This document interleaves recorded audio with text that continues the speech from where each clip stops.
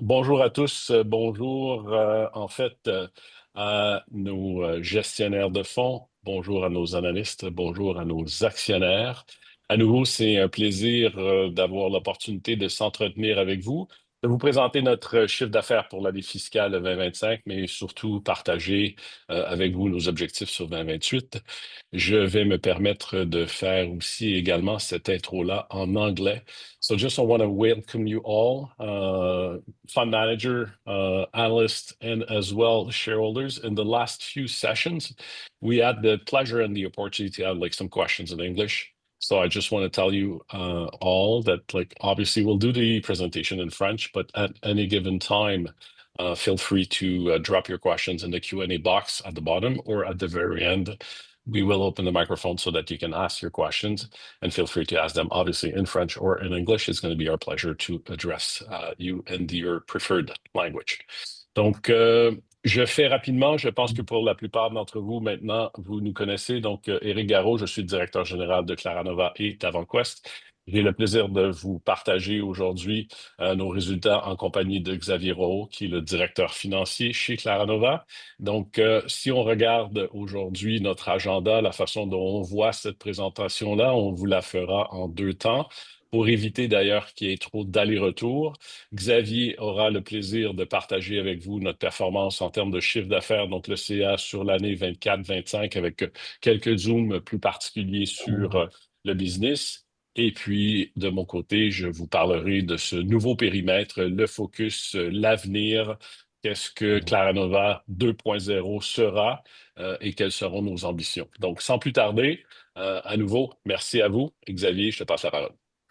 Merci Eric et bonjour à tous. Merci de votre participation. Donc, premier point, c'est vous annoncer les résultats, le chiffre d'affaires donc sur la période full year 2025. Donc, comme vous pouvez le voir, la performance des activités a été fortement impactée par des facteurs externes que je vais détailler.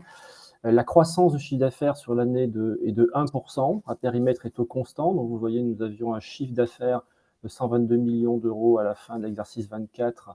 Nous atterrissons à 118 millions d'euros à périmètre et à taux constant, une croissance de 1%. Comme je l'ai indiqué, on a des impacts externes et un impact extrêmement fort du change qui est défavorable pour moins 3%. Et vous le verrez, c'est principalement l'impact qui a pesé sur le quatrième trimestre. Ça, vous le savez, les taux de change, enfin, nous avons des activités aux États-Unis en dollars et en euros, et donc extrêmement sensibles aux évolutions du change euro-dollar. Et la période a été malheureusement assez compliquée, vous en avez connaissance. Autre élément important à prendre en compte dans le comparatif, c'est l'effet périmètre.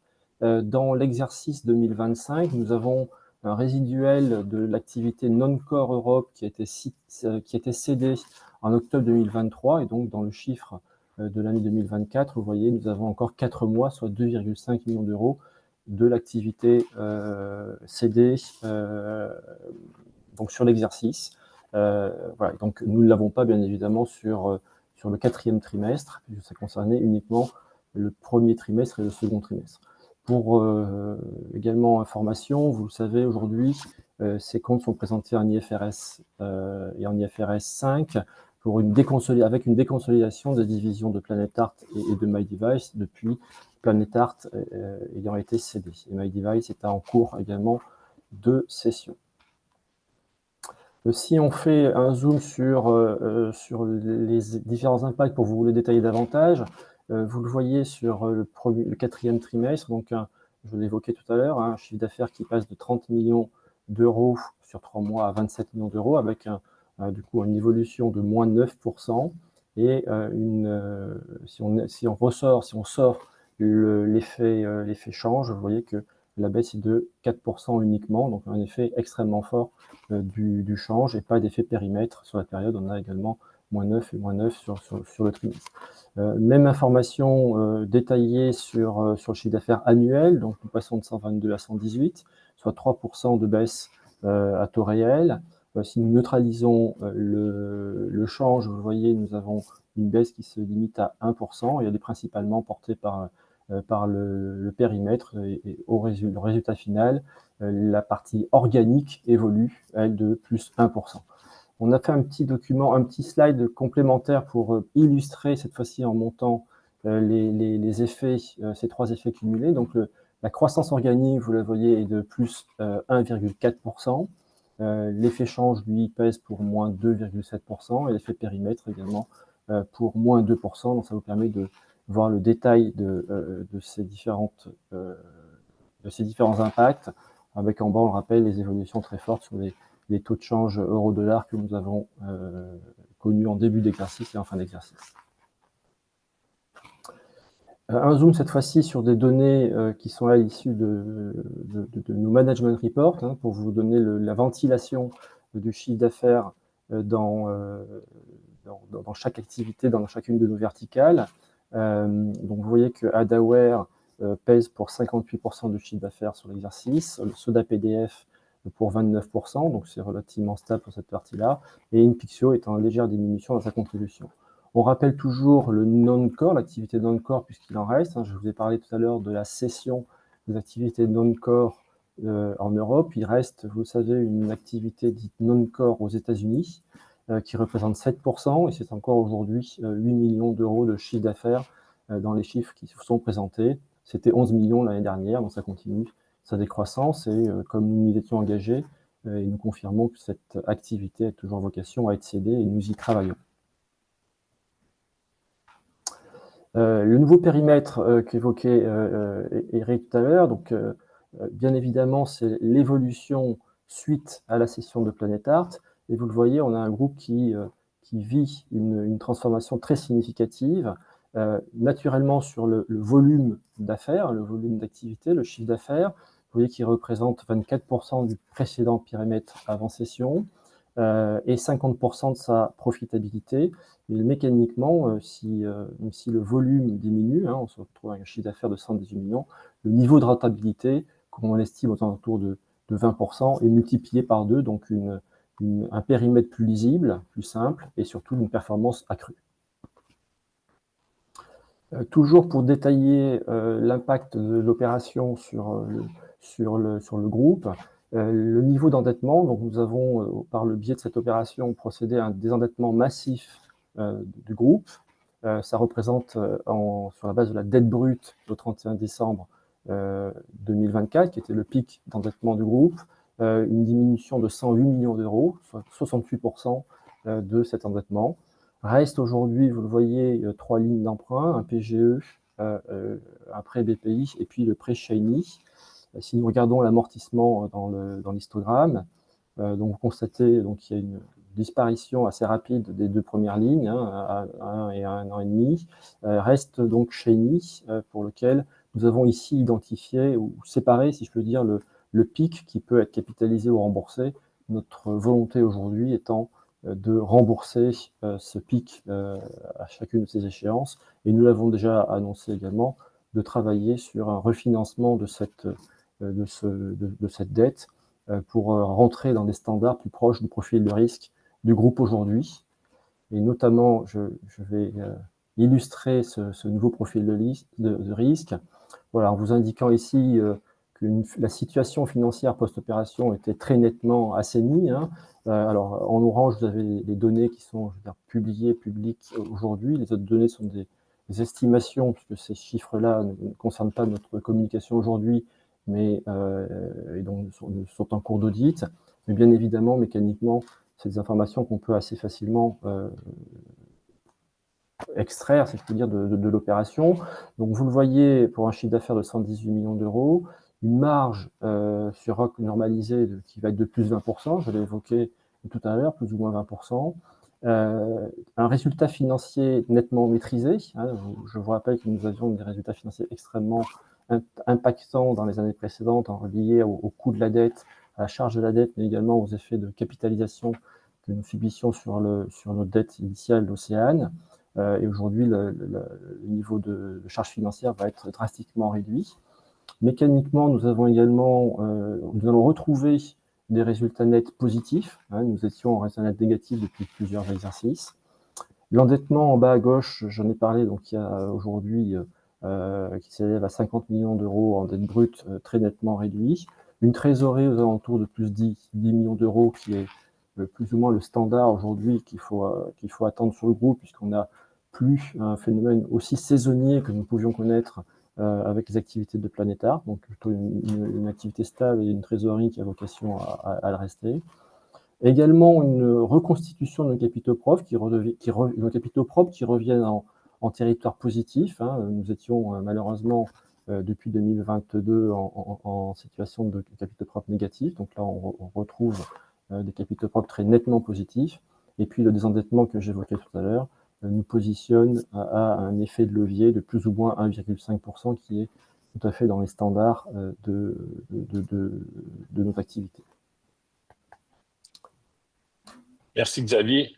Ben, écoutez, ce qui est important aujourd'hui, c'est de comprendre après cette transaction-là, quel est vraiment ce Claranova 2.0?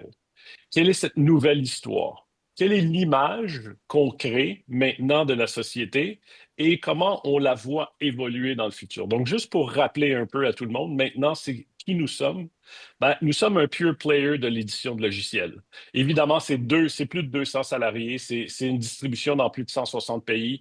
Si on regarde la distribution des revenus, c'est 40% de nos revenus qui sont faits en Europe, pratiquement autant, donc 39% qui sont faits en Amérique du Nord, 95% du business qui est en B2C, 5% en B2B. Ce qui est hyper important de mentionner, et il faut vraiment insister sur le point, c'est une situation financière assainie. On ne le dira jamais assez, et je vous rappellerai, et vous serez probablement les premiers à être en accord avec moi, si on remonte à la fin de l'année fiscale 2023, on avait un ratio d'endettement, donc un net leverage qui dépassait ou avoisinait avec les 3,5. On a diminué cet endettement net du groupe de plus de 2 fois. C'est énorme. C'est une transition importante pour le groupe. Et au final, ça nous donne quoi? C'est une capacité de croissance renouvelée. Je pense que nous tous ici, et évidemment, tous les gens qui travaillent à faire d'AvantQuest cet acteur de premier plan, ont le droit à nouveau de rêver à de la croissance. Donc, ce sera un focus sur AvantQuest. J'ai passé 20 ans à bâtir ce business. Dans les dernières années, on a vu AvantQuest afficher une croissance à double chiffre. Oui, soit la dernière année a été une année très focusée sur l'opérationnel, sur l'assainissement du groupe. On a fait un chemin incroyable ensemble avec les équipes pour voir aujourd'hui des résultats qui sont complètement différents. Et ça nous a permis, en fait, de bâtir une fondation incroyable pour le futur. On est un business en mode SaaS. On a 75% de nos revenus qui sont en mode récurrent. Donc, ce sont des éléments clés pour jeter les bases du Claranova 2.0. Pour vous resituer, laissez-moi vous parler à nouveau encore un peu de ces 3 secteurs et on peut passer peut-être à la prochaine page pour vous donner une perspective de nos secteurs, de ces croissances des secteurs et avec qui également on compétitionne. Souvent, vous êtes demandeurs en nous disant, ben, Éric, Xavier, qui sont les secteurs, qui sont les acteurs de ces secteurs, comment on se compare, comment on voit notre positionnement face à ces gens-là. Donc aujourd'hui, je n'irai pas dans le détail, mais c'est pour vous donner un peu la perspective. Donc lorsqu'on regarde, par exemple, le secteur des utilitaires, ce qu'on appelait aussi la sécurité, donc qui est évidemment par la marque phare de l'organisation Adaware, c'est 68 millions d'euros de chiffre d'affaires. On vous a donné quelques idées de concurrents, donc évidemment, on peut penser à Norton dans les grands, mais on pense aussi à McAfee, par exemple, on pense à Avast. Donc, ce sont des joueurs avec lesquels, dans des segments, hein, c'est pour vous donner une idée, je ne suis pas en train de vous dire dans chacun de ces acteurs-là qu'on fait 100% de ce qu'ils font. On a souvent des positionnements de challengers sur des morceaux de marché plus niches qui nous permettent en fait de tirer notre épingle du jeu et de gagner. Mais c'est un secteur qui est en croissance, c'est 24 milliards de total addressable market, donc c'est important. Le PDF, Document Workflow, c'est 34 millions d'euros de chiffre d'affaires et la photo. Donc, c'est pour vous donner un peu et vous resituer sur comment on voit les choses. Maintenant, allons un peu plus loin et regardons plutôt comment on va, dans l'avenir, retourner vers une croissance dynamique. On vous avait présenté en octobre dernier 3 piliers stratégiques sur lesquels on voulait asseoir cette stratégie-là et développer l'organisation. On vous a parlé du One Claranova. Mais aujourd'hui, c'est le One Claranova 2.0, c'est ce qu'on a appelé le What Next. Donc, nous appuierons la croissance, le développement de l'organisation sur l'acquisition client. On veut accélérer l'acquisition client. Dans un modèle SaaS comme le nôtre, évidemment, c'est important de pouvoir faire croître cette base client parce que c'est ce cercle vertueux qu'on veut nourrir. Et donc, évidemment, ça, c'est la force stratégique de l'organisation sur laquelle on tablera.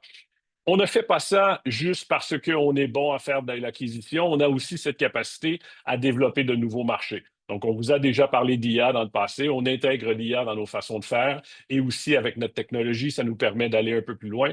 Je rentrerai un peu plus dans le détail avec ça. Et évidemment, la résultante de tout ça, bien fait, c'est cette capacité d'améliorer, d'optimiser la performance financière. Donc, permettez-moi maintenant de rentrer un peu plus dans le détail dans ce que nous voulons faire pour construire le futur. Donc, je vous ai parlé de l'accélération de l'acquisition client. C'est réellement la force stratégique de l'organisation. Donc, il y a plusieurs choses. Vous savez, un des facteurs de différenciation du groupe, c'est le fait qu'on soit un acteur verticalement intégré. Je ne rentrerai pas dans chacun de ces sous-segments-là, mais ça nous permet de faire quoi, être un acteur verticalement intégré et pourquoi c'est un atout concurrentiel majeur pour le groupe. Je ne suis pas en train de vous dire que nous sommes les meilleurs dans chacune de ces briques-là, mais au final, c'est que d'être capable de combiner ces quatre briques-là que je vous montre aujourd'hui, ça, c'est un avantage réel. C'est évidemment la capacité de développer de nouveaux produits et de bouger plus rapidement et d'adresser plusieurs plateformes parce que c'est notre propre techno. C'est évidemment ce savoir-faire dans l'acquisition et le marketing digital. On traite avec des chiffres qui sont mais énormes et vous verrez sur la prochaine slide, ça vous permettra de mettre un peu de contexte face à ça. Le fait qu'on le fasse, bien évidemment aussi, on est un interlocuteur privilégié aux grandes plateformes. Donc, lorsqu'on parle à Google, lorsqu'on parle à Microsoft, lorsqu'on parle aux gens de Meta, on a des acteurs en face de nous qui non seulement travaillent avec nous pour nous permettre de mieux se positionner, mais souvent ces gens-là ont envie qu'on essaie avec eux leurs nouvelles idées, donc leurs nouveaux projets. Et donc, c'est ce qui fait qu'on a des partenaires importants en termes d'acquisition client. La plateforme de paiement, ben, je ne vous cacherai pas que ça nous permet d'apprendre énormément de choses sur le business. Et évidemment, le CRM intégré à tout ça. Donc, on génère des revenus complémentaires. On a cette capacité à créer une personnalisation incroyable en termes de nos activités marketing, produits, achats. Et tout ça, au final, également, c'est une optimisation de nos marges bénéficiaires. Maintenant, faisons un zoom un peu plus précis sur un point hyper important. C'est ce qui est au centre de notre force stratégique, c'est cette capacité à faire de l'acquisition client. Écoutez, globalement, lorsqu'on regarde l'organisation, c'est 175 millions d'euros investis en acquisition client dans les 5 dernières années. C'est 100 millions d'utilisateurs qui ont interagi avec nos solutions, nos produits dans les 5 dernières années. C'est plus de 7,5 millions d'utilisateurs actifs chaque jour. Et c'est plus de 3,5 millions de nouveaux clients depuis 5 ans. Donc, tout ça, ça veut dire quoi? Ça veut dire évidemment des milliards de points de données qu'on collecte et qu'on utilise pour optimiser nos conversions. Ce n'est pas donné à tous les acteurs du soft et notre taille mixée et combinée avec notre expertise, évidemment, nous permet d'accélérer les A/B tests, de faire plusieurs permutations, de bouger rapidement.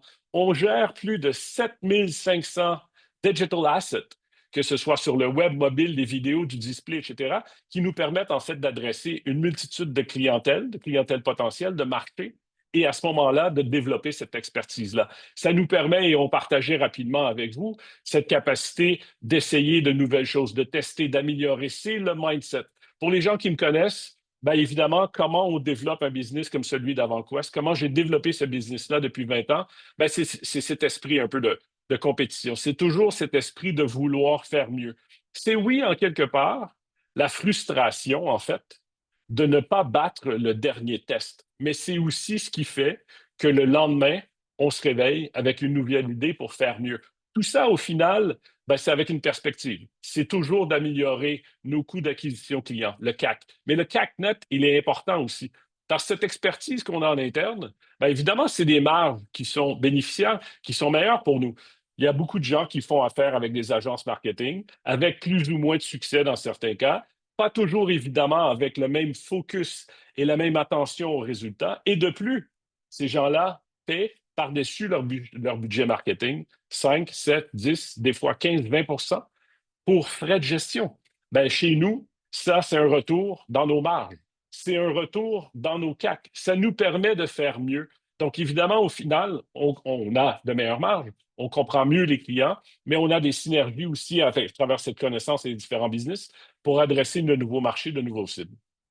Donc, allons un peu plus loin. Ça veut dire quoi également? Ben, on vous a dit qu'au fur et à mesure, évidemment, quand on est un business pure play, c'est un business qui est plus facile à lire.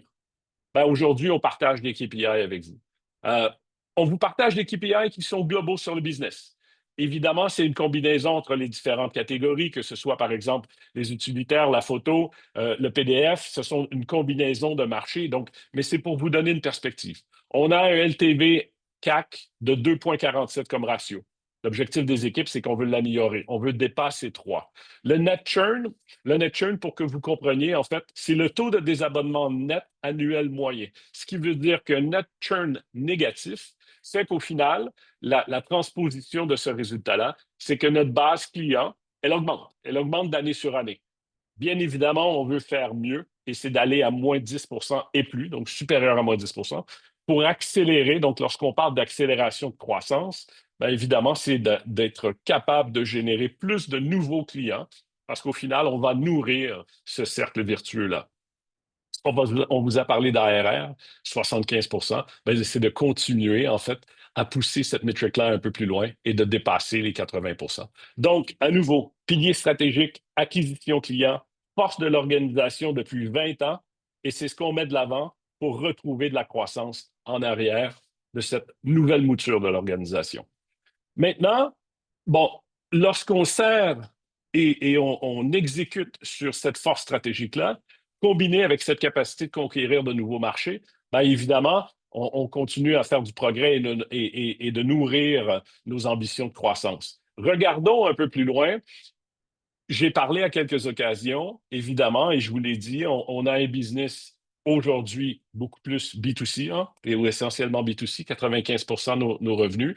Ben, on voit définitivement un vecteur de croissance important au niveau du B2B. Et je le vois plus précisément, et j'insiste là-dessus, cette capacité à prendre les briques technologiques qu'on a développées dans le TDF depuis plus de 15 ans en interne pour fabriquer les produits, pour les emballer, pour les rendre disponibles, en fait, au grand public. Aujourd'hui, en B2B, on le voit, on a de la demande pour nos solutions. On a eu, évidemment, avec l'acquisition de PDF Forge qui a été fait en 2022, ce premier touché pour nous du côté B2B avec un peu plus d'efforts. Mais notre ambition, c'est quoi?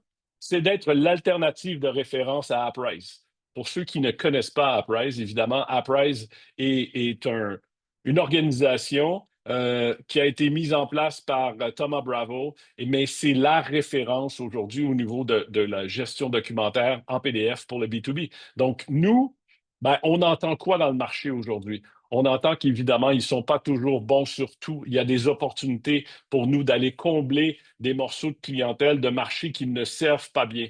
Donc, on va faire différemment. Les gens nous disent c'est difficile de travailler avec des mecs comme ça. Leur stratégie commerciale, leur stratégie de pricing, le service n'est pas selon nos attentes. Bien évidemment, nous, on le voit aujourd'hui depuis déjà quelques temps, quelques mois. On a des succès qui sont hyper intéressants. Donc, on sera très, très pointilleux dans des secteurs très particuliers, dans la finance, dans la santé, dans les services. Oui, on s'adresse aux entreprises et aux intégrateurs de solutions, des gens qui font du OEM. On a des solutions avancées dans lesquelles, d'ailleurs, on a intégré de l'IA, ce qui nous permet aujourd'hui de non seulement développer ces produits-là, mais d'adresser les marchés dans lesquels, il y a 2 ans, il y a 3 ans, on n'était pas capable de le faire. Mais ce qui est hyper important et super intéressant, c'est qu'on a une solution complète. On a un portail technologique qui est dédié. Vous voyez l'adresse en bas aussi. Si ça vous intéresse, vous pourrez aller consulter. On a déjà, évidemment, des clients avec lesquels on est en test et qu'on mesure et qui utilisent nos solutions. Mais on est capable de le faire de façon très personnalisée, tout en autant self-serve.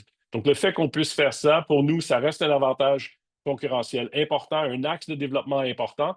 Et déjà, les bruits, les retours du marché de nos clients sont très importants. Allons un peu plus loin maintenant et regardons de façon globale. Évidemment, je peux pas vous faire une présentation aujourd'hui sans parler de l'IA et sans parler du data.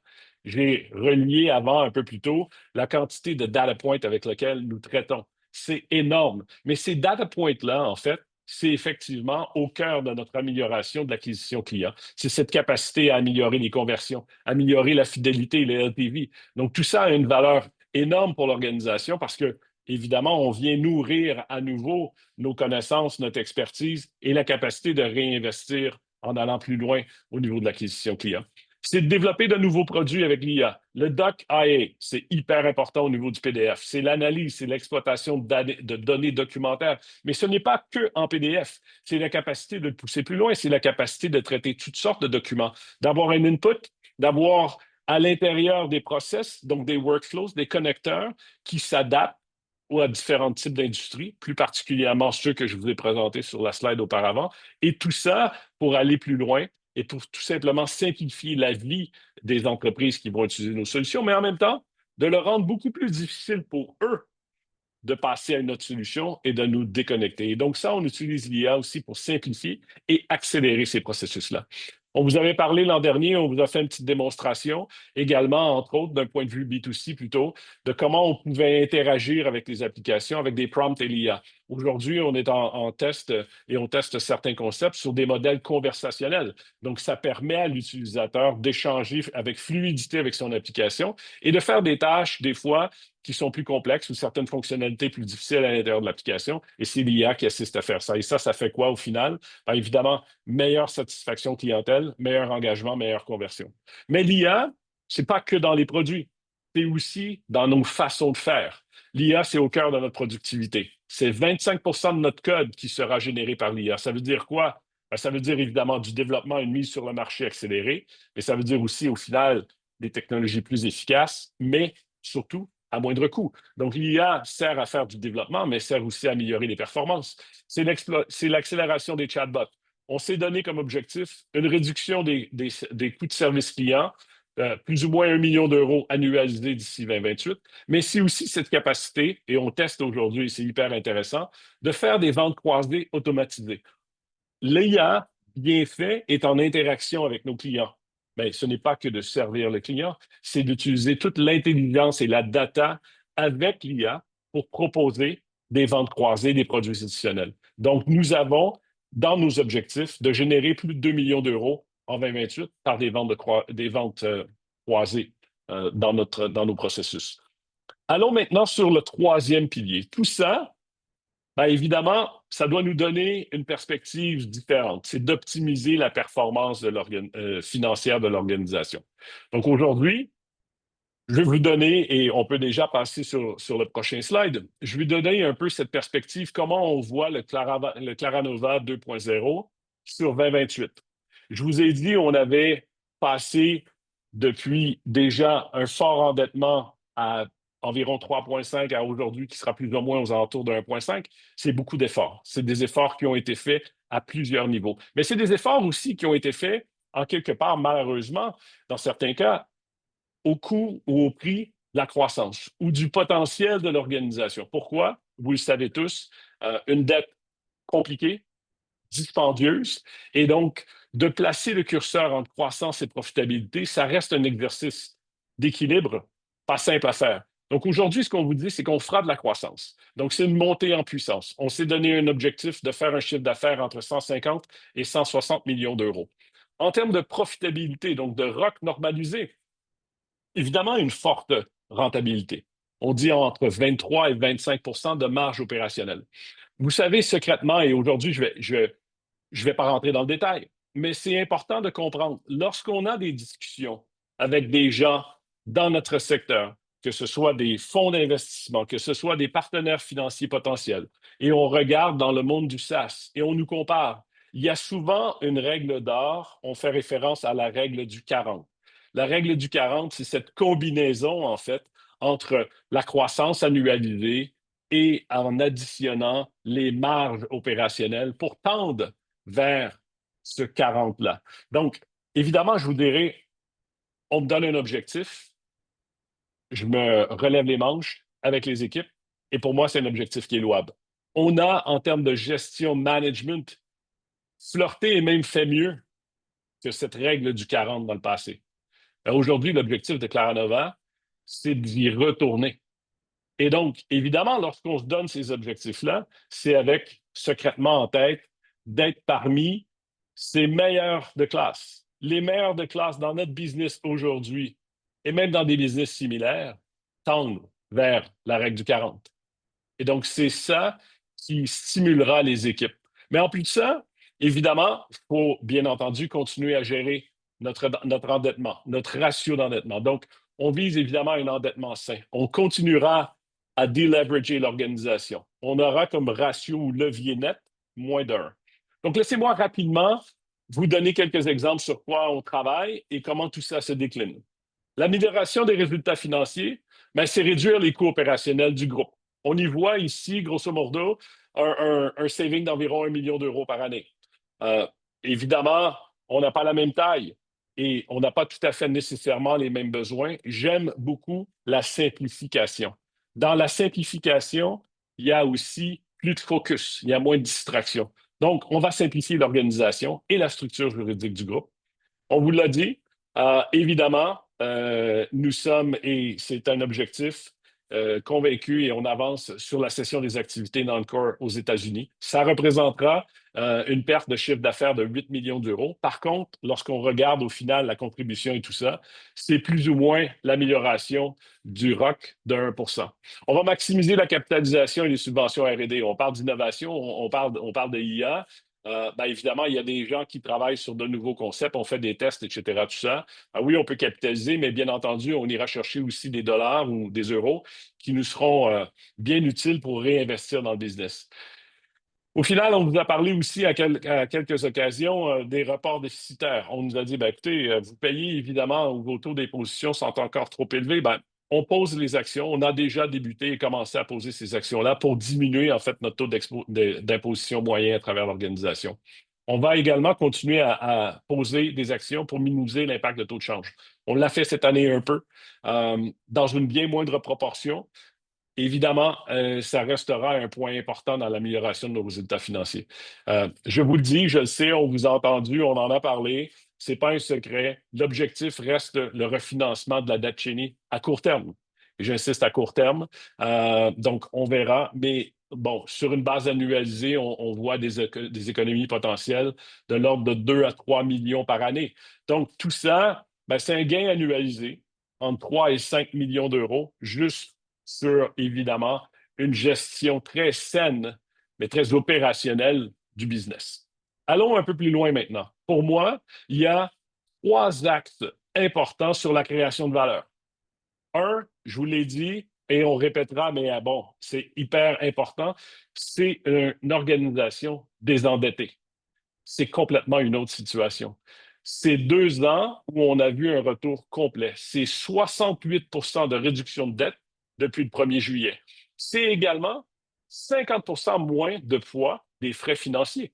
Donc, une organisation désendettée, une amélioration de nos marges, je vous ai expliqué, donc entre 23 et 25 et on fera ça comment? La dette et les réductions de coûts opérationnels. Et c'est une croissance renouvelée. C'est une croissance organique, soutenue dans les années à venir.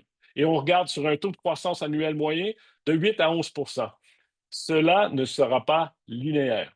Je veux juste être précis. Pourquoi? Évidemment, à partir du moment où on déclasse les activités américaines, ben, il y a un petit retour vers le bas et on rebâtit tout ça. Donc, cette année, ben, évidemment, on trouvera cet équilibre entre croissance et changement de périmètre. Donc, c'est important à comprendre.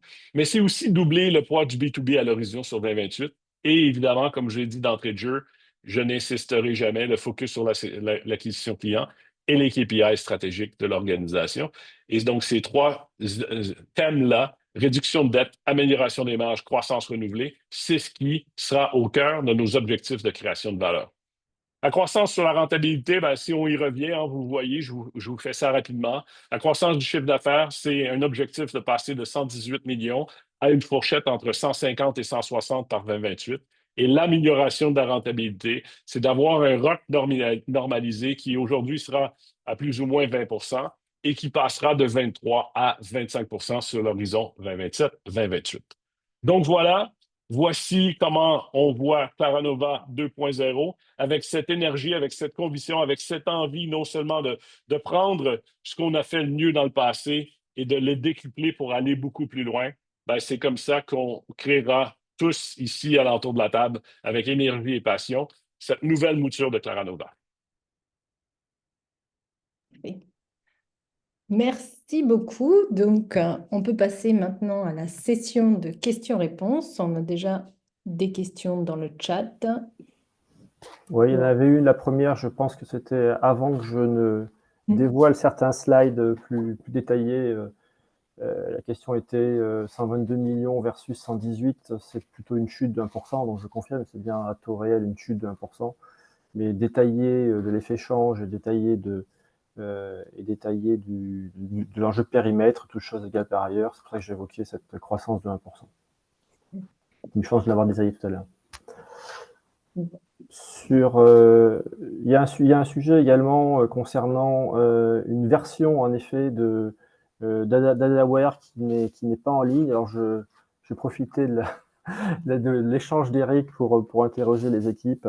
Et en fait, on va vous donner, donc ça pointe sur un serveur qui n'est pas le bon. Je vous donnerai, Monsieur Normand, le bon lieu d'accès. Voilà, donc c'est un sujet qu'on va prendre en compte. Parfait. Est-ce qu'on a aussi, vous pouvez lever la main et on vous ouvre le micro pour poser des questions également en direct, hein, n'hésitez pas. Voilà. Monsieur Villard, hop, vous pouvez activer votre micro et normalement on va pouvoir vous entendre. Vous devez appuyer. Oui, voilà. Oui, merci beaucoup. Oui, je suis un investisseur individuel depuis très longtemps. Où en est-on de la session de l'activité objet connecté? Bon, écoutez, c'est une excellente question et bon, c'est une question récurrente et vous avez tout à fait raison, hein, parce que bon, on a annoncé déjà en octobre l'an dernier cette intention de ou faire la cession de l'activité, pardon. Donc, la dernière fois, on mentionnait qu'on avait déjà plusieurs NDA de signer. Aujourd'hui, ce que je peux vous dire, c'est que on continue à progresser dans cette direction-là. La banque d'affaires à d'autres discussions. On a eu également des discussions en direct avec des acquéreurs potentiels. On a un peu plus d'intérêt donc de signer ou de NDA qui sont signés. On progresse. Ce que j'ai mentionné à quelques occasions et aussi récemment plus tôt aujourd'hui dans d'autres calls, vous comprendrez qu'on a été fortement influencé et occupé avec la session de Planète Art. La banque d'affaires a mené ces discussions-là. Aujourd'hui, on y consacre évidemment un peu plus de temps. Il reste que c'est une activité de plus petite taille. Donc, c'est important également pour nous de trouver les bons interlocuteurs. Les interlocuteurs qui souvent auront soit un intérêt stratégique pour ce qu'on a fait de notre côté, la techno, etc. Donc, on avance. On n'est pas rendu au finish line encore, mais on n'est pas non plus sur place. Donc, on progresse. On progresse, ceci dit, lentement, en toute transparence. Mais on est toujours engagé avec cet objectif de céder l'activité sur l'année fiscale courante. Parfait. Monsieur Villard, vous avez une autre question? Votre micro. Oui, pardon, c'est plus un commentaire général pour vous dire que la stratégie est extrêmement lisible et maintenant on y voit vraiment très clair. Donc voilà, merci beaucoup Merci, Monsieur de Villard. ces efforts. Monsieur Villard, merci. Je n'ai pas d'icône ou d'emoji où les mains applaudissent, mais si j'en avais un, je veux retourner à la problème. C'est toujours agréable d'avoir ce genre de feedback. Tout feedback est entendu bien reçu, mais ça fait plaisir. Donc, merci à vous. C'est gentil. Est-ce que vous avez d'autres questions? On avait une question peut-être qui est dans le chat de Monsieur Oui, Harry. on peut la prendre. Il y a M. Arriba qui pose une question. Donc, les deux prochains résultats, évidemment, donc que ce soit octobre 2025 ou octobre 2026, avec des bons résultats nets, permettront de rembourser la totalité de la dette. L'objectif serait de se rester sans dette et quel objectif sinon? Écoutez, évidemment, aujourd'hui, on ne peut pas vous parler nécessairement des résultats nets ou de la profitabilité de la boîte. Ceci dit, on vous donne quand même une certaine indication. On est très confiant et on se donne des options. Donc, on aura ces options-là. Est-ce que l'objectif, c'est d'avoir une société sans dette? Ben, je vous dirais non. Pourquoi? Ben, lorsqu'on a de bons résultats, lorsqu'on a évidemment des résultats positifs, le shareholders equity qui est positif, ces choses-là, etc., ça nous permet d'avoir accès à des produits de dette à de bien meilleures conditions que ce qu'on a eu dans les dernières années. Et non seulement ça, ben, et je vais utiliser une expression canadienne qui fait sourire mon ami collègue, ici, Xavier. Il ne faut pas non plus négocier ces produits de dette-là comme des pieds de céleri. Ça veut dire quoi? Ça veut dire qu'il faut avoir cette capacité de s'asseoir en face avec des acteurs, de leur parler de notre plan stratégique, de parler de la croissance et de se donner la capacité de faire cette croissance-là dans des conditions optimales. Donc, pas avoir de dette pour moi, malheureusement, c'est pas d'utiliser les meilleurs leviers pour la croissance organisationnelle. Donc, c'est un peu comme ça qu'on voit ça. Il y a une autre question que je vais prendre rapidement. Donc, évidemment, c'est une bonne question. Qu'est-ce qui explique, entre guillemets, la chute de la croissance au niveau du Q4?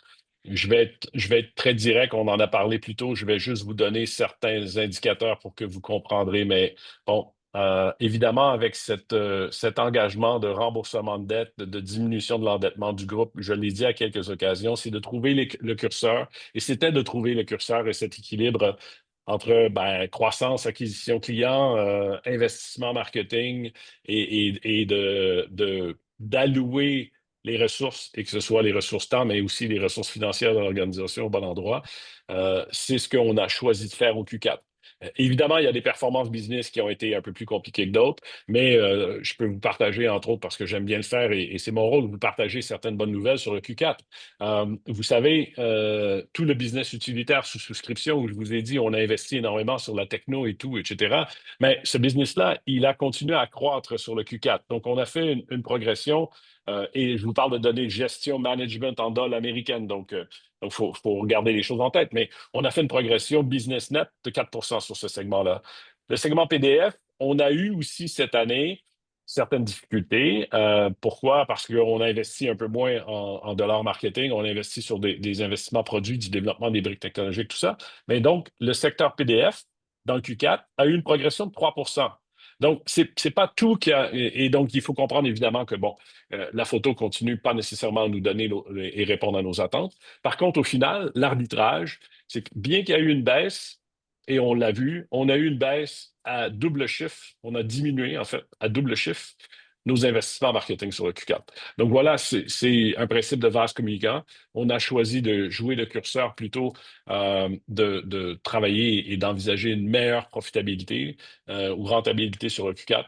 Évidemment, quand je vous parle du plan et du futur, c'est pas nécessairement comme ça qu'on voit la construction du futur, mais c'est comme ça qu'on a dû arbitrer le Q4 et ce qui explique un peu ce recul au niveau du revenu Q4.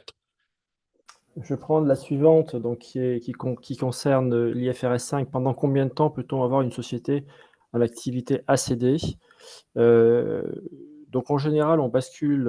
Alors il y a plusieurs critères hein, d'affectation à l'IFRS 5. En général, on dit c'est cession est hautement probable dans les 12 mois à venir. Et ensuite, bien évidemment, il faut que les éléments de probabilité se confirment. Donc là, on est dans une logique de probabilité. Donc ça peut être glissant. On a déconsolidé en décembre 24, voilà, donc 12 mois. On est sur l'exercice comptable 2026. Voilà. Donc ensuite, ça peut progresser dans le temps en fonction de l'avancée des discussions. Comme l'a évoqué Eric, aujourd'hui, on progresse sur le projet. Donc on conserve MyDevice, en l'occurrence, dans le périmètre. Il y a une autre question intéressante que je vais prendre qui vient de Cyril Croquevieille, président d'Avanova. Cyril, merci pour la question. Après la session de Planète Art, celle de MyDevices à venir, est-ce que la session d'avant quoi s'est-elle envisagée à terme? Écoutez, je vais répondre comme ça parce que bon, c'est une question simple et complexe à la fois. Aujourd'hui, évidemment, lorsqu'on regarde la performance du business, lorsqu'on regarde vraiment les forces stratégiques du business qu'on vous présente, c'est un plan de croissance. On va vers l'avant et on va vers l'avant. Pourquoi? Parce qu'on sait qu'on a des éléments encore qui ne sont pas pleinement réalisé en termes de valorisation et qu'aujourd'hui, on a simplifié l'organisation. On a enlevé les distractions du passé. Et des distractions, ça vient malheureusement, bon, avec des embêtements, mais souvent, effectivement, une certaine perte de focus et ça peut affecter la performance. Donc aujourd'hui, est-ce que moi, je regarde l'actif, je regarde Claranova, c'est Claranova 2.0 ou avant Quest et je me dis, c'est le temps de vendre la société? La réponse est bien sûr que non. C'est pas ça. Mais je vous dirai, et je ferai le parallèle. Cyril, vous savez, si vous entreprenez de faire des rénovations, des travaux et vous rendez votre bien immobilier, votre propriété de plus en plus agréable et plus attractif, et quelqu'un demain matin vient chez vous au pas de votre porte, cogne sur la porte et vous dit, vous savez quoi, je vais vous offrir 5 fois le prix de marché, 10 fois, je ne sais pas c'est quoi, ben, je ne sais pas, je ne connais pas ça. Est-ce qu'on considérerait à ce moment-là? On écoutera. De toute façon, rien n'est jamais à vendre, mais tout a un prix. Donc, il faudra voir. Mais aujourd'hui, l'objectif, c'est de la croissance et il faut pousser cette organisation-là à de nouveaux sommets. Et c'est ce que moi et les équipes seront engagés à faire. On va peut-être alterner un petit peu. Justement, on avait quelqu'un qui avait levé la main, Monsieur Idri. Hop, si vous activez votre micro, on va pouvoir vous entendre votre question. Je sais pas si on m'entend bien. Si, c'est Très bon. bien. Oui. Alors désolé, je suis un petit peu arrivé en retard, j'ai pas forcément tout entendu la présentation, mais j'avais deux questions. La première, c'est sur les activités USA là, c'est avant que USA non-core. Voilà, c'est qu'est-ce que contient ces activités et comment vous voulez vous en séparer. Et la deuxième question, c'est par rapport au cross-sell. Est-ce qu'il est prévu pour pouvoir faciliter justement cette stratégie de cross-sell, enfin de vente cross-sell, de renommer par exemple, rien, Soda, enfin Impixio en Soda Image par exemple, pour faciliter le client qui achète du PDF par exemple d'aller acheter derrière une solution d'éditeur, d'édition de photos. Très, très bonne question. Deux excellentes questions. Donc, pour ce qui est de l'activité américaine, il y a essentiellement trois types d'activités. Donc, il y a une activité plutôt logistique qui, en toute transparence, n'a rien à faire avec ce qu'on fait. Il y a également ce qu'on appelle souvent des special sales. Donc, ce sont, disons, des bundles où on travaille avec des acteurs du soft, mais des acteurs à l'extérieur du soft pour faire des ventes. Et puis, il y a ce qu'on appelle un peu du direct-to-consumer, donc la redistribution de parties tierces qui sont faits également dans ce qui est brick and mortar avec des cartes postales, donc un système très, très américanisé ou un peu similaire à ce qu'on peut trouver en Allemagne. Donc, c'est essentiellement ça. Donc, vous comprendrez que c'est comme de vendre un peu un dactylo lorsque tout le monde parle de ChatGPT. Il y a peut-être un peu moins d'attrait, donc c'est un peu plus compliqué. Et c'est ce qu'on s'affaire à voir et on regardera à l'intérieur de tout ça s'il y a des choses qui sont peut-être intéressantes pour l'organisation, mais il y a peu de chance. Pour ce qui est de cross-sell et de faciliter les cross-sell, c'est absolument au cœur de notre stratégie de croissance. Ceci dit, ça fait longtemps qu'on fait ça. On a développé une expertise assez fine et poussée d'ailleurs à travers la plateforme de e-commerce qu'on a. Le fait également que le CRM soit intégré directement dans notre data pipe et au niveau des produits, au niveau de la plateforme de e-commerce, et que tous ces produits-là soient servis aussi à travers un environnement commun, crée beaucoup d'opportunités de cross-sell et on le fait déjà. Est-ce qu'on peut aller plus loin? La réponse, c'est oui. Est-ce qu'il y a des produits, d'ailleurs, comme ceux que vous mentionnez, la techno Inpixio qu'on a développé, et peu importe comment on la nomme, et j'aime bien votre suggestion d'ailleurs, ceci dit en passant, peu, peu importe comment elle se nomme, cette techno-là, elle peut servir dans d'autres contextes et surtout dans un contexte de production de documents, un peu dans un environnement PDF ou comme dans un environnement, par exemple, où on est dans création de contenu. On peut rêver à Canva, par exemple, qui le fait assez bien. Et d'ailleurs, Canva a fait l'acquisition de RemoveBG il y a quelques années. Donc, effectivement, nous sommes dans des réflexions sur ça et ça fera partie des segments de croissance et de vecteurs de croissance de l'organisation. Il y a également, si je me permets, Solène, Xavier, tu ne te gênes pas, hein? Je sais que j'y vais à fond, mais tu m'interromps comme tu le sens, il n'y a pas de sujet. Bob Vivarnik qui nous pose une question et c'est une question qui revient. Je veux l'adresser juste pour ne pas faire semblant qu'on ne l'a pas vu. Quel devrait être, à votre avis, le cours de bourse normal de Claranova à 6, 12, 24 mois, sachant que le cours aujourd'hui à 2,50 €? Selon M. Vivarnik, lui semble faible. Écoutez, je vais vous dire, je vais pas donner de chiffres précis. Je vous dirai plutôt, j'ai l'impression qu'il ne sera jamais assez élevé. il faut avoir des ambitions, il faut continuer de rêver. Évidemment, c'est exécuter notre plan et c'est de l'exécution avec excellence, avec minutie, avec avoir cette obsession-là. Après, c'est les marchés qui nous diront comment ils verront tout ça. Nous, notre boulot ici et les équipes, c'est de faire en sorte, évidemment, qu'on retourne vers la croissance, qu'on améliore nos marges, qu'on essaie de s'approcher de cette règle magique du 40 là. Évidemment, il vous semble faible. Je ne pourrais pas être en désaccord avec vous. Quand on regarde ce qui se passe sur le marché, quand on regarde la capitalisation de la société, quand on regarde les actifs, et je l'ai dit à chaque fois, et on a des comparables, bien sûr, on est en bas de ces comparables-là. À mon sens, on ne devrait pas y être. Donc, je retiendrai mon enthousiasme et je n'irai pas plus loin, mais je partage votre avis à tout le moins sur la dernière portion de votre question. Il y a une question, désolé, je la fais de M. Stéphane Michaud. Quid de la croissance externe? C'est une excellente question. On vous l'a dit, évidemment, tout ce changement-là, et pardonnez-moi l'anglicisme, ce reset et ce Claranova 2.0, cette situation financière assainie, nous permet de rêver. Nous permet de rêver, évidemment, et de faire bouger les briques pour faire de la croissance organique. Mais est-ce que ça nous donne de la flexibilité et on peut penser revenir vers potentiellement faire de la croissance externe? Ben, je vous dirais pas non.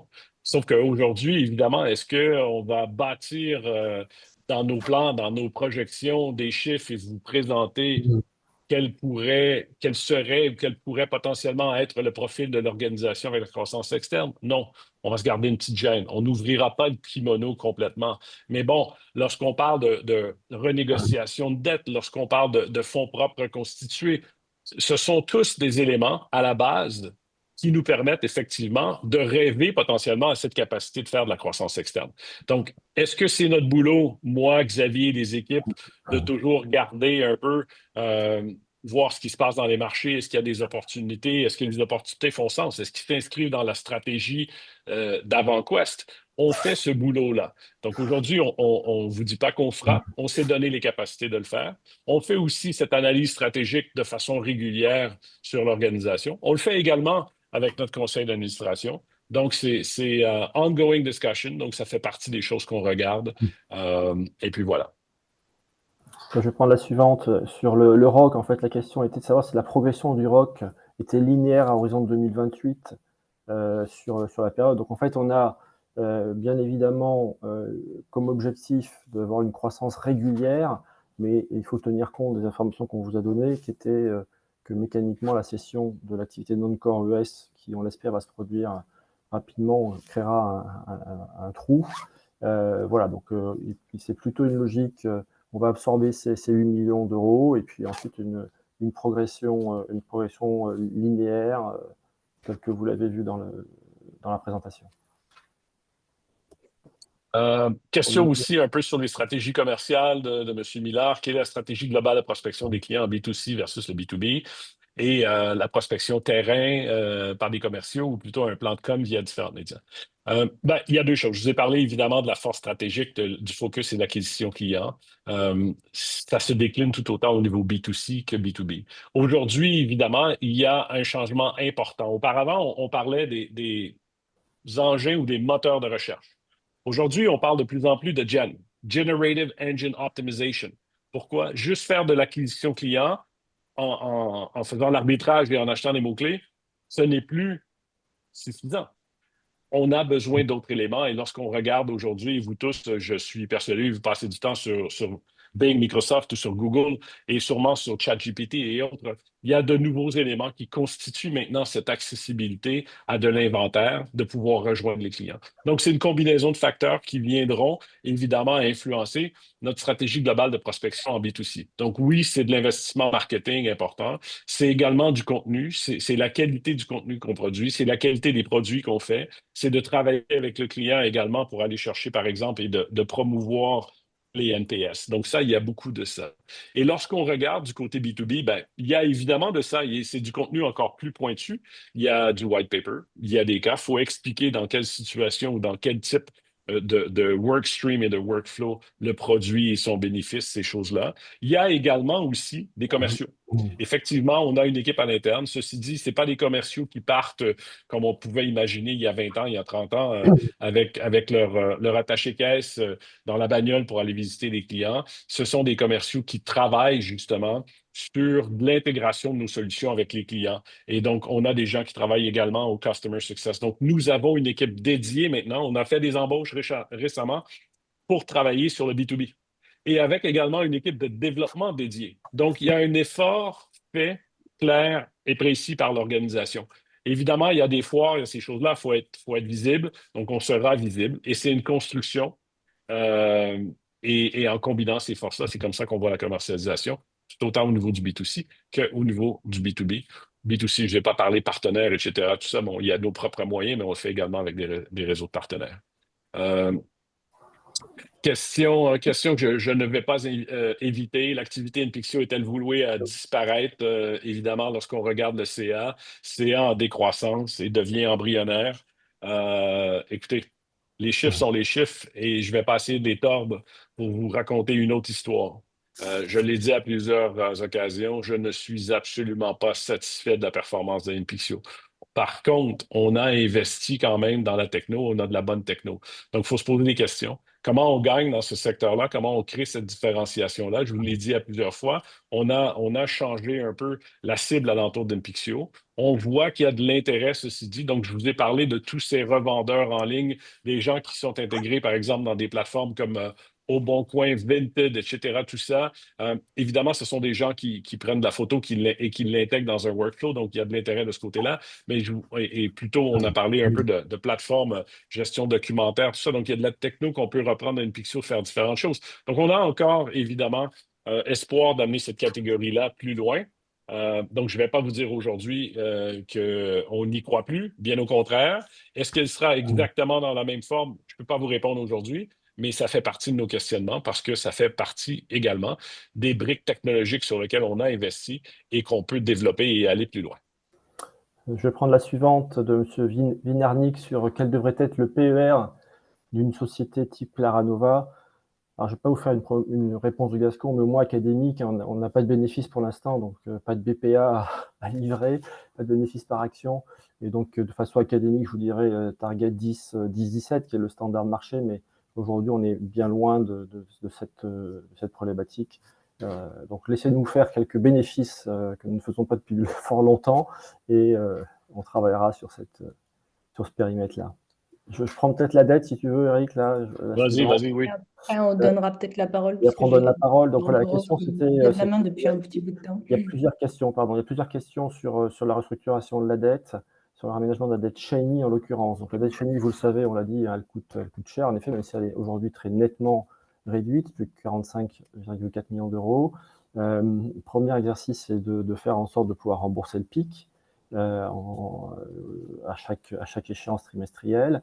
Deuxième élément, c'est restructuration, oui, le plus rapidement possible. Aujourd'hui, encore une fois, notre profil de risque s'est très nettement amélioré, confère ce que je vous évoquais tout à l'heure en termes de différents KPI financiers. Voilà, donc l'idée, c'est de travailler là-dessus avec des partenaires bancaires qui voient avec un très bon œil les évolutions de Claranova. On les annonce aujourd'hui, vous voyez, donc les discussions peuvent s'ouvrir assez rapidement, mais encore une fois, il y a un très bon accueil de ce nouveau profil de Claranova. Le taux aujourd'hui à battre est très élevé, donc assez facile à faire, si je peux dire. On est en réel à 9%, si vous prenez les 6,50 de marge plus le Ribor qui est fleuri à 2,50, et en actuariel, on est au prix de 16%, donc elle est extrêmement chère, donc très loin des standards de marché et surtout très loin du profil de risque actuel, ou nouveau profil de risque de Claranova. Xavier, si tu me permets, je vais me mouiller un peu plus, juste pour compléter ce que tu dis. On n'annoncera pas aujourd'hui à quel moment on va refinancer la dette parce que, on ne le sait pas avec certitude. Évidemment, je vous dirais que Xavier et ses équipes, et pour l'instant, il fait dans la modestie et dans la retenue, mais ils ont déjà évidemment plusieurs discussions avec des institutions, que ce soit bancaires ou autres. Et en même temps, sachez que le make-all, donc la pénalité global sur les intérêts change et se termine au 4 avril 2026. Alors, vous pouvez comprendre ou en déduire que l'objectif du groupe, c'est au plus tard, probablement à cette date-là, de quelle façon, etc. Tout ça, on verra quelles seront les conditions et tout. Mais c'est plutôt la fenêtre sur laquelle la date butoir, je vous dirais en quelque part, que je nous donne et dont je pousserai sur les équipes pour cet objectif de refinancement-là. Il y a une question concernant... Ah, pardon, prenons la question orale. Voilà. Monsieur Baudreau, peut-être vous aviez des questions sur la dette Shiny, peut-être qu'on y a répondu. Vous pouvez activer votre micro, vous pouvez appuyer sur le petit micro pour qu'on puisse vous Monsieur entendre. Baudreau posait aussi une question sur la dette nette. Ouais. Oui, c'est pour ça. Monsieur Baudreau. Si vous voulez qu'on vous entende, vous pouvez maintenant appuyer sur le petit micro et on pourra vous entendre. Bon. Donc en fait, je prends votre question. Peut-être la question était l'endettement net. Donc sur les, vous avez vu le prévisionnel. On a la dette brute, on la connaît, les 50 millions. Voilà, la trésorerie autour de 10, donc la dette nette autour de 40 millions d'euros. Et donc j'étais parti sur la question de Monsieur Régis Boutantin concernant où est le litige avec Monsieur Pierre Césarini. Est-il encore actionnaire? Alors la réponse est que alors est-il encore actionnaire? Nous avons été informés, tel que le prévoit la loi de la cession de ses actions. Il peut très bien en avoir acheté depuis, nous n'avons pas connaissance, mais il n'est plus soumis à cette déclaration, n'étant plus dirigeant de la société. Concernant le litige, donc l'évolution, je veux dire, normale d'un litige judiciaire de cette nature, c'est-à-dire qu'on on franchit les étapes régulières et les audiences aujourd'hui des différents procès sont, compte tenu de la période, attendues pour septembre. Donc les parties ont rendu leurs conclusions sur le début de l'exercice, enfin sur le début de l'année, et on a des débuts de calendrier sur les audiences possibles. Ça peut être reporté, vous le savez, selon les calendriers des audiences, mais globalement, on attend des audiences pour le mois de septembre. Quelle que soit la juridiction, qu'on soit à Luxembourg ou en France, dans les deux cas, c'est plutôt attendu courant septembre, voire fin septembre. Je vais juste revenir sur une question, effectivement, c'est bien entendu et on le voit, si on pouvait faire clignoter certaines questions ou commentaires, on les verrait encore mieux, mais on en est bien conscient. Et puis, évidemment, Chini et la dette, oui, c'est une priorité, que ce soit top priorité, c'est dans les top priorités. Ce qui est important de comprendre, et j'insiste à nouveau, évidemment, la cession a fait en sorte au final et on avait annoncé que le produit serait affecté à la dette et qu'il resterait une dette résiduelle. Ce qui est important aussi de comprendre, c'est que de refinancer une dette maintenant ou si on l'avait fait au moment de la clôture, pendant 9 mois, on aurait payé double intérêt parce que les intérêts de Chini sont garantis jusqu'en avril 2026. Donc, je reviens là-dessus juste en termes de timing et d'attente. La seule façon de ne pas avoir payé double intérêt, c'est si quelqu'un nous avait payé le fric ou prêté le fric à 0% d'intérêt, ce qui n'est pas le cas. Donc, c'est pour ça que ça nous permet, en fait, potentiellement d'obtenir de meilleures conditions. Parce qu'en ayant un bilan assaini, un désendettement massif, un retour à des capitaux propres positifs, ça nous met en une bien meilleure position pour renégocier cette dette-là, qui de toute façon, à nouveau, je répète, malheureusement, on a à payer les intérêts jusqu'en avril 2026. Donc oui, ne soyez sans crainte, c'est la priorité du groupe, mais on en a quelques-unes, évidemment, alignées avec tout ça. Question... Oui, exactement. Il y avait une question business, et je vous fais ça rapide, je ne veux pas trop vous dire comment est-ce qu'on croit dans l'avenir et comment se passe jusqu'à maintenant le premier trimestre de cette année. Bon, évidemment, je ne peux pas trop vous en dire parce qu'aujourd'hui, on est en train de revoir les chiffres de l'année complète qui s'est terminée au 30 juin 2025.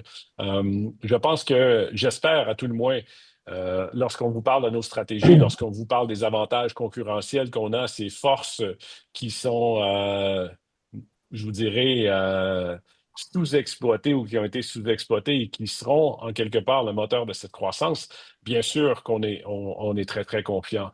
Est-ce que ce sera cette croissance linéaire? On vous l'a dit, non, on ne sera pas dans une croissance linéaire. Et évidemment, on voit des croissances qui s'améliorent avec les années. Pourquoi? C'est la dynamique d'un business en souscription.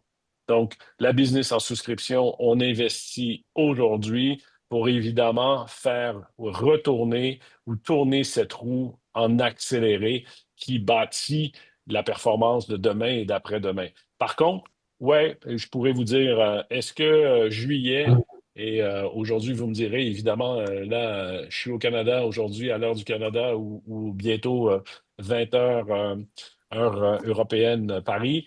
Ouais, dans l'ensemble, on a un bon mois de juillet, un peu mieux que ce qu'on avait prévu. Donc, c'est de bon augure. Mais comme on parlait, évidemment, on a beaucoup de choses opérationnelles à mettre en place sur 2026. Donc, on verra, mais disons que je peux vous dire, c'est un très bon début d'année. Donc, nous sommes très confiants. Et évidemment, bon, on vous conviera à nos prochaines publications et on vous donnera un peu plus de saveur sur tout ça. Au niveau du B2B, j'ai répondu rapidement, mais bon, les sites d'entreprise, la finance, la santé des entreprises de services, la taille, c'est surtout petite, moyenne entreprise et on n'ira pas nécessairement vers d'immenses sociétés dès le départ. Mais on est beaucoup sur un secteur vraiment sur le traitement de la data et sur du workflow. Au fur et à mesure qu'on prendra de l'expansion dans des workflows dans les sociétés, ça devient très difficile pour une société de sortir ce type de solution-là et de la remplacer. Donc, évidemment, le stickiness, les renouvellements, et on le voit, nos taux de renouvellement dans le B2B, d'aucune mesure ressemblent à ceux qu'on a dans le B2C. Donc, évidemment, c'est pour ça qu'on y travaille beaucoup. Et souvent, pourquoi cela nous positionne mieux que nos concurrents? Mais souvent, c'est le type de segment ou de taille d'organisation qui sont moins bien servis par les grands joueurs. Pourquoi les grands joueurs ont soit moins d'intérêt vers ces gens-là ou ont moins de ressources disponibles pour aider ces gens-là à bien intégrer la techno dans leur workflow, etc. Tout ça. Et en plus, les grands joueurs deviennent très indépendants sur comment ils structurent leur politique commerciale. Donc, je vous dirais, évidemment, on voit dès maintenant ces avantages concurrentiels et c'est ce qui nous permettra, évidemment, de se distinguer versus nos commentaires.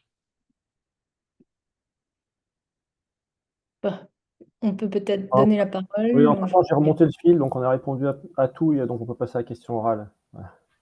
Hop.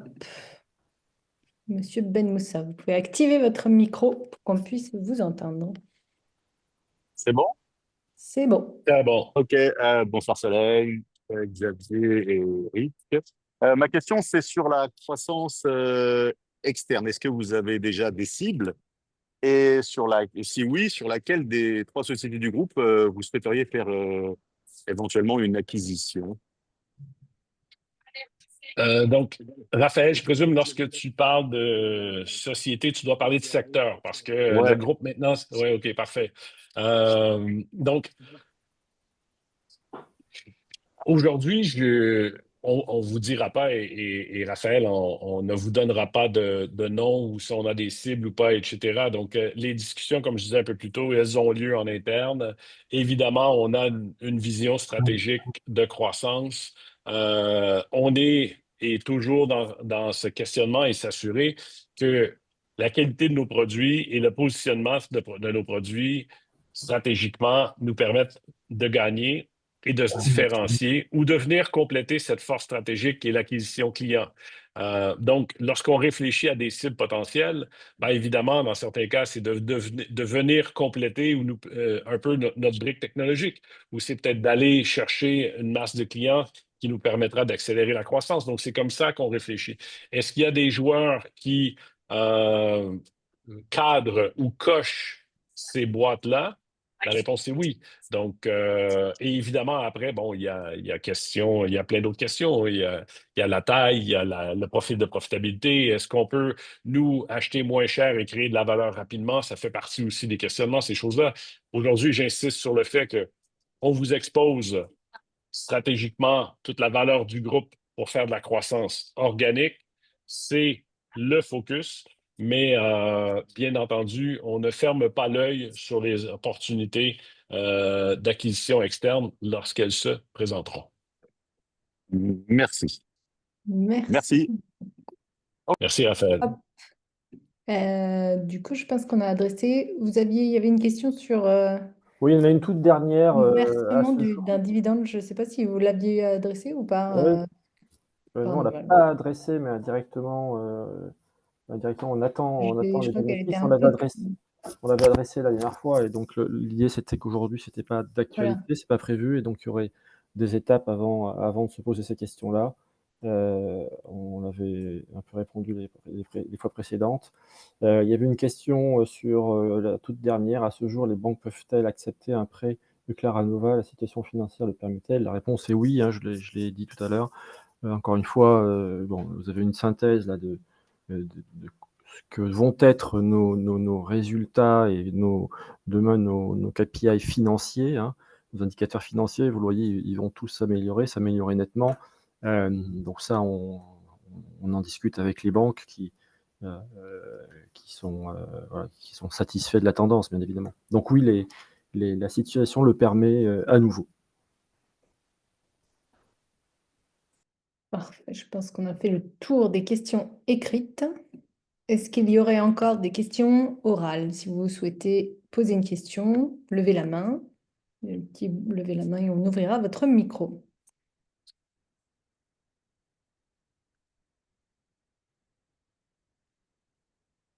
Non, pas de questions. Ça a l'air clair.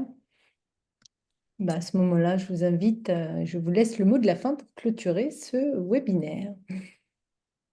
Ben, écoutez, merci beaucoup. C'est un plaisir renouvelé. Évidemment, c'est stimulant, c'est excitant lorsqu'on voit la qualité et le nombre d'interactions qu'on a le plaisir d'avoir avec vous, chers actionnaires.